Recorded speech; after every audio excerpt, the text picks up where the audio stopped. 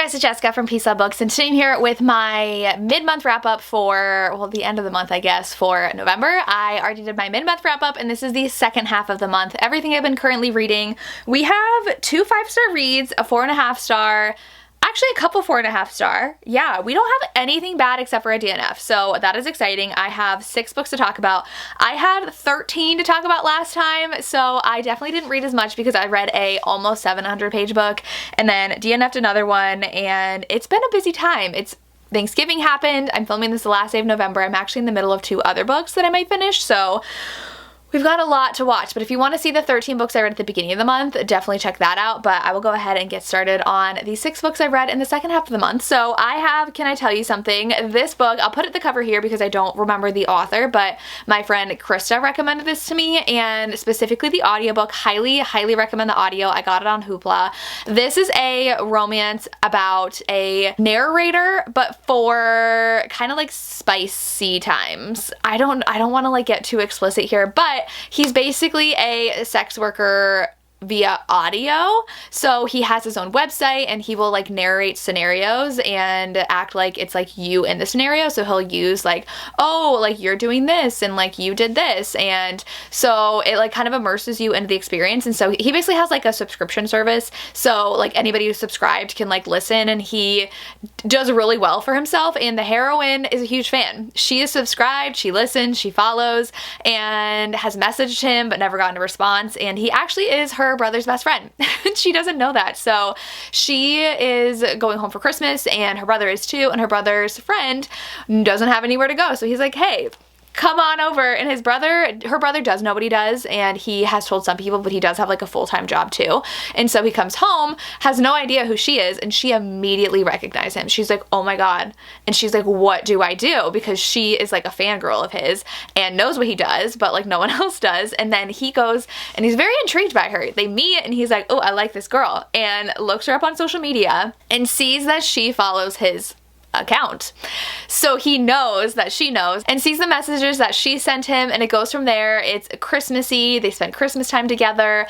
Very spicy. I had so much fun. I gave it like 4.5 stars. It is a novella. It's very short, but the premise is so fun and it works so well on audio. I think before every chapter too, you get a snippet of like his recordings, which are really fun. They're very short, but it was so good. I think that if you're an audiobook lover, you're gonna love this, and it's the perfect spicy Christmas novella. That is definitely what I've been loving recently. If it's like too sweet, I kind of get a little bored, but this one had enough spice to keep me entertained.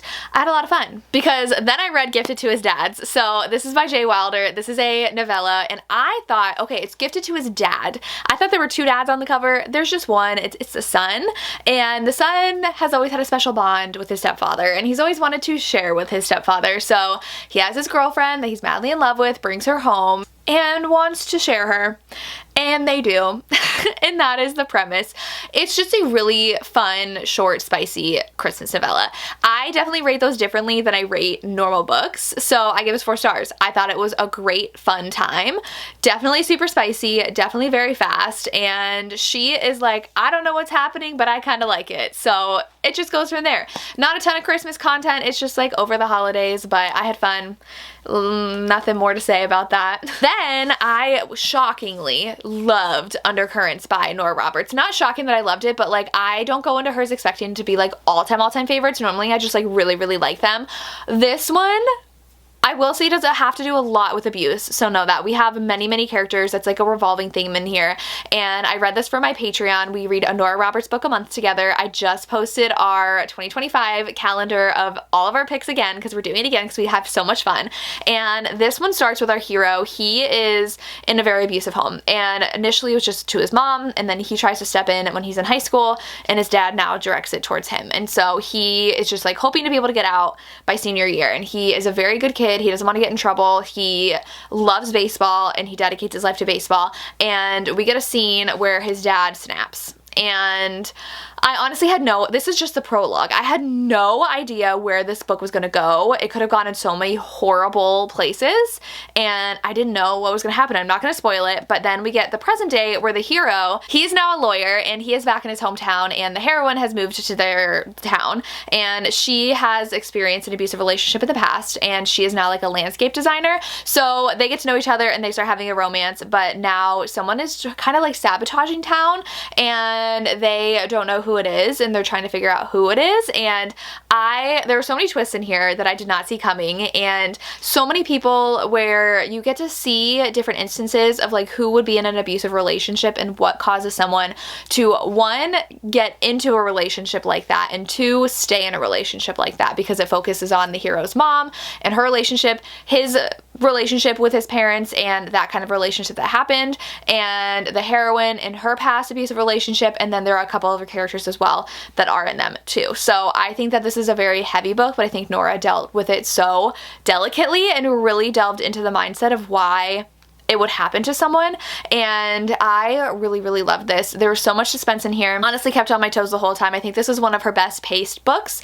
A lot of times it gets really slow in the middle, but for me, I was just hooked from start to finish. I listened to the audiobook, could not put it down. Highly, highly recommend. 5 stars. I loved this. Okay, so then the last 3 books I read for a reading vlog that took me forever to film because I read this book first. I will link the vlog down below. It should be up for you now, but that is Quicksilver. This one is long. My Kindle said it was over 600 pages. This says it's 609 pages, and Quicksilver I'm giving 4.5 stars. I read this because I read some of the fantasy books in the Goodreads Choice Awards, and I had been meaning to read this for a while. I will say the beginning is very slow, and that's why it's not giving a full 5 stars, because it's so long that I feel like the first 400 pages were very slow for me, and I wanted just a little bit more to happen in the story, and it could have just been cut down just a little bit. But this is very interesting because the heroine in the beginning is from this like kind of ward where nobody gets anything. So like they get rations of water and food, and she is trying to take care of her brother. I will say her brother read to be like 10, 12.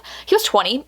And so he really just like did not take on a role of being able to provide for the family, but more so it's because she does. But like once you're 20, I feel like he should have taken on a little bit more responsibility, but she's like 24 and she's been trained her whole life to fight, and she does things with metal. And I don't want to spoil anything, but he has a run-in with someone and steals something and then is taken to the queen. And it goes from there, and our hero enters into the picture, and he is a fae.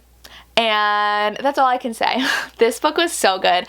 I think that there was just a lot of trial and error with like her and the metal thing that she had to do that I was getting pretty bored, but the last 20% saved this book for me. Like that is what made it a 4.5 star. I loved that part.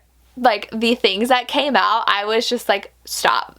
Like so much happened at the end. The romance, especially at the end, so amazing. They did really have good banter, which I loved, and because like he really wants her to hate him, and so it's just a lot of banter back and forth, but there's like an obvious attraction between them, which I loved, and it is just so good. So 4.5 stars for this one. Not quite a 5 star because of the slow pacing, but I love this world, and I'm annoyed because at the end of my ebook it says book 2 is coming out October 2024. That didn't happen, so, because I don't know when this came out, but that's not coming out until fall of next year, which rude, but I'm probably gonna have to reread this when the next one comes out. I loved it. Please read this. It's so good. Then I ended up DNFing A Fading to Blood. So this book I've read twice now and gotten halfway through. And I really thought I would love it because I love Viking romances so much. Like you can do fun things with Viking romances. This starts off pretty promising. It starts off pretty action-packed with the heroine. She is in a horrible marriage, and she actually has a gift from the gods, which is very rare, and she's hidden it her whole life. And this other Viking like clan comes and discover that, and so she's taken away to marry this man and be his second wife, and she has a connection with his son.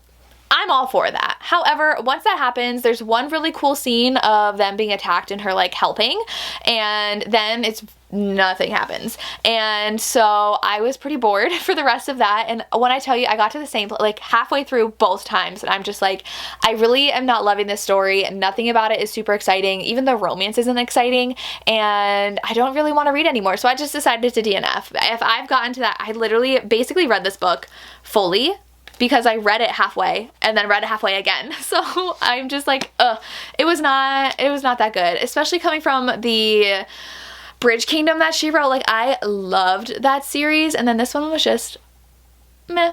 It was fine. So, and I knew it wasn't gonna be a new favorite. It was probably gonna be a 3-star, and I had other things to read, so I just DNF'd, which makes me sad, but not a favorite. But then all day yesterday, I listened to this front to back. This is an amazing audiobook. Highly recommend listening to an audio, and definitely spicy adult. When I started it, it gave me Caraval vibes by Stephanie Garber, which I didn't love that one, but I was fully expecting it to be YA for some reason in my head, but the spice is spicing. Like, that's what I said in my vlog. This was really good.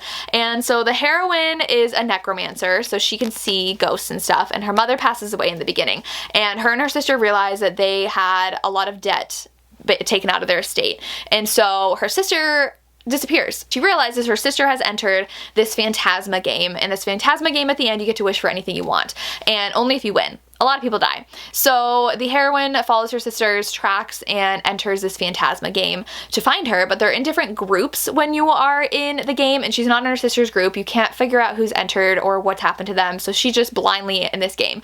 And she can see ghosts, and so she sees this guy, and he strikes a bargain with her and helps her, because he does that in every single challenge Fantasma does. He always picks someone to strike a bargain with and helps them, and it is their romance. And when I tell you I love ghost romances so much, I loved this romance so much. He is so cocky, and they banter back and forth, and he is helping her through all these levels of these games, and I love like a kind of game fantasy, and that's what this was. And this had like everything I wanted and more in a romance, and I loved it. And the ending twist shocked me. Like, I was listening to the audiobook and I like visibly was like, what just happened? And it was so good. It was so good. The ending was amazing. This has an HEA. Their story's over in this book, which I love. The second book, I believe, is her sister's book, so cannot wait for that. But this one was amazing. Obsessed. Loved it. Please read it. And those are the 6 books that I read in the second half of the month. Even though there weren't a lot, they were amazing. Oh, I gave it 5 stars. I don't know if I told you I gave this 5 stars, but I had so many amazing reads.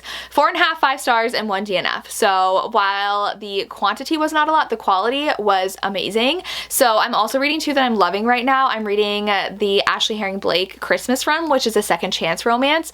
So good so far. High hopes for that. And then I did start Reckless by Lauren Roberts for my Patreon extended vlog of the Goodreads Choice Awards vlog, and I'm really loving this. But the font in the hardback is tiny, that I had to get the ebook from my library to read on my Kindle, because I could not just sit there and read this tiny font hardback at night. So I'm loving that as well. I'm like 10% into that. Those are both so good. So all the reading is happening, and it's amazing. But if you've made it this far, leave me a rose emoji for Fantasma. Are those roses? Yeah. Leave me a rose emoji in the comments if you made it this far. Let me know what you read this month and what you've loved and what your thoughts on these books were. I would love to hear, and that's all I have. As always, thank you so much for watching, and have a good day.